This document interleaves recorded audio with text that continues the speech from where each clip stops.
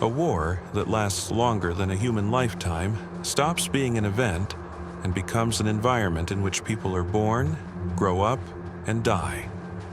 That is how the longest war in history began, when no one yet knew that the first blow in 1337 would open a conflict that would last 116 years and outlive those who started it. It is a matter of honor, they said in palaces, looking at maps with borders that seemed eternal.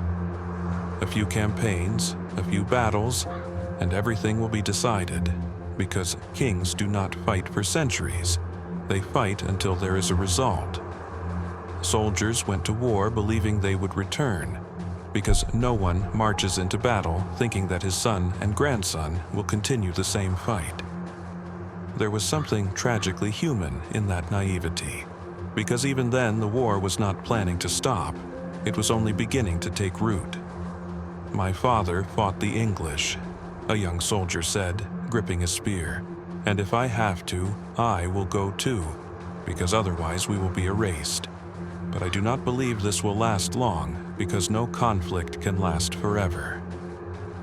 An older warrior looked at him in silence, and in that look there was more knowledge than in any chronicle, because he had already seen how war slowly changes its rules, how it pauses, returns, flares up again, as if testing the endurance of entire peoples.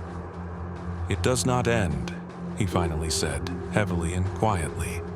"It is only passed on, like a debt, and if today we fight for a king, tomorrow our children will fight for memory, and the day after that, simply because they will no longer know how to live otherwise."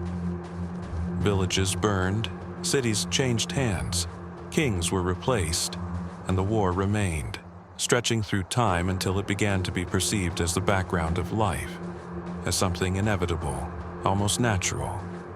And that was its greatest danger. "How much longer will this last?" a woman asked, watching her son walk the same road her husband once took. "Will any of us live to see the day when war becomes a memory instead of a duty?" No one answered, because the answer was frightening. And the first act of this story ended with a terrible realization.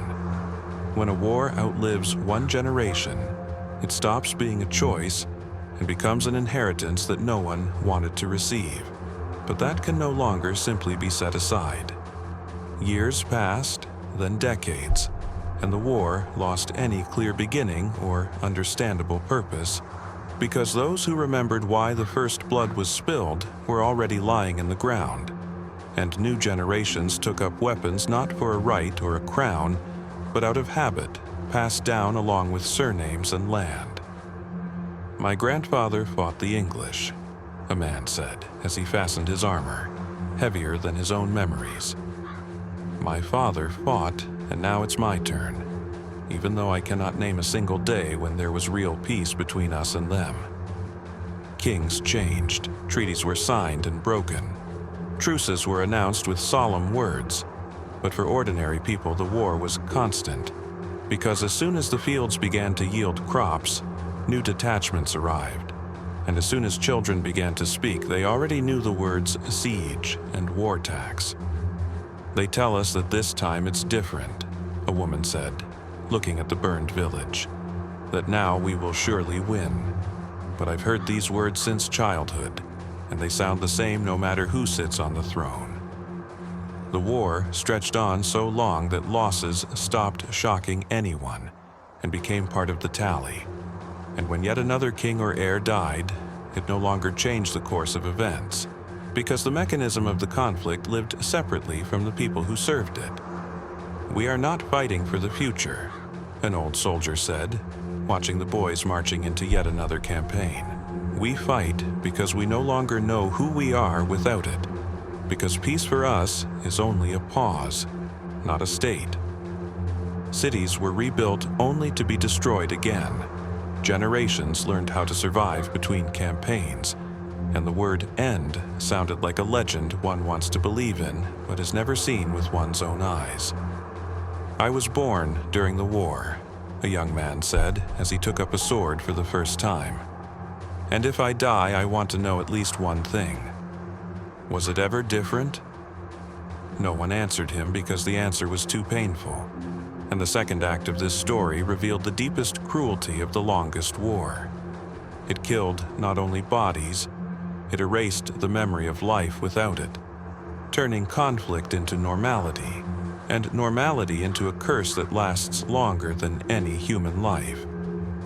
The moment came when the war began to devour the very idea of meaning itself, because even those who had once spoken of honor and legacy started to understand that 116 years of fighting had turned grand words into hollow noise, and the land into a graveyard of generations who never learned why they were dying. "I have been fighting longer than my father lived," said an old warrior, looking at his hands, broken not by swords but by time. "My son already carries a weapon, and my grandson looks at him the same way I once looked at my father. Tell me honestly, where's the victory in this, if all the war has taught us is how to pass death forward?" In the cities, people no longer waited for peace as a celebration.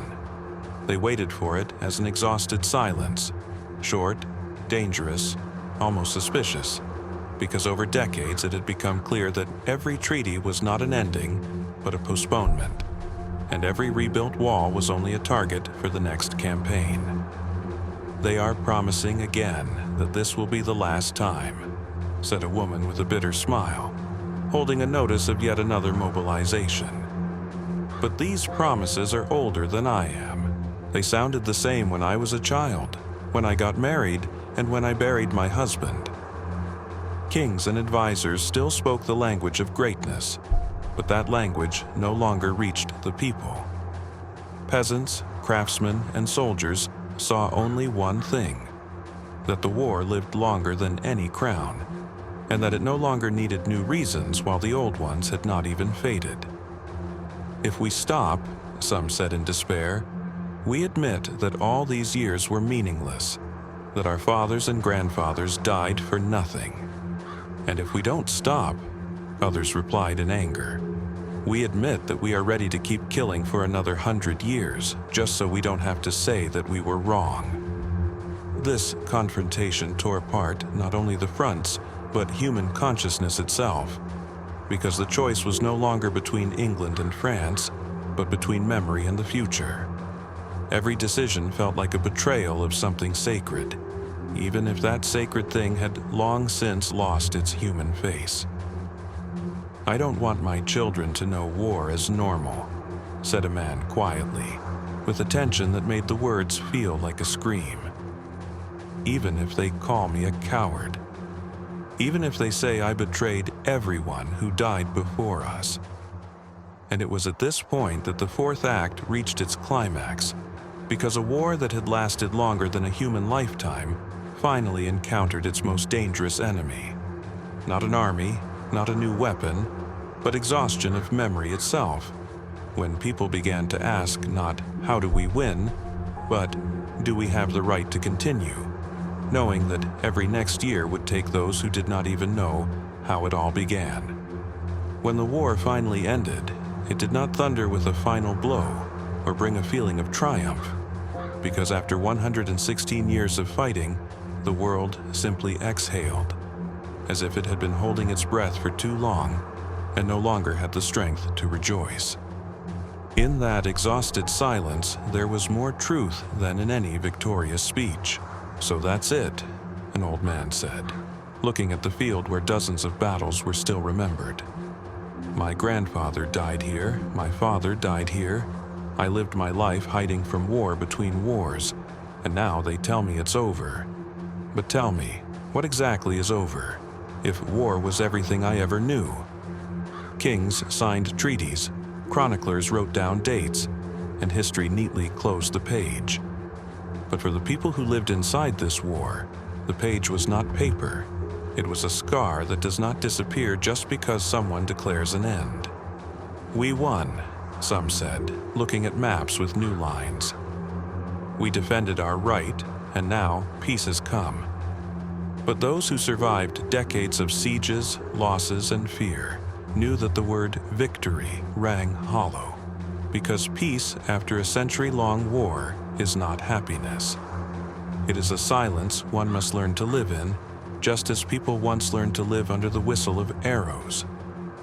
"I am 40 years old," a woman said quietly, "and for the first time, I am living in a world where war is not the background of everything.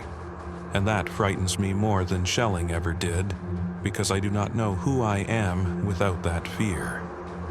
The longest war in history ended not because someone finally won, but because people could no longer carry its weight. Even a legacy of blood has a limit, beyond which there is only emptiness. And in this ending lies the worst, and at the same time the most important truth. Wars last so long not because of the strength of enemies, but because of the fear of admitting that no cause is worth passing death down as an inheritance for centuries.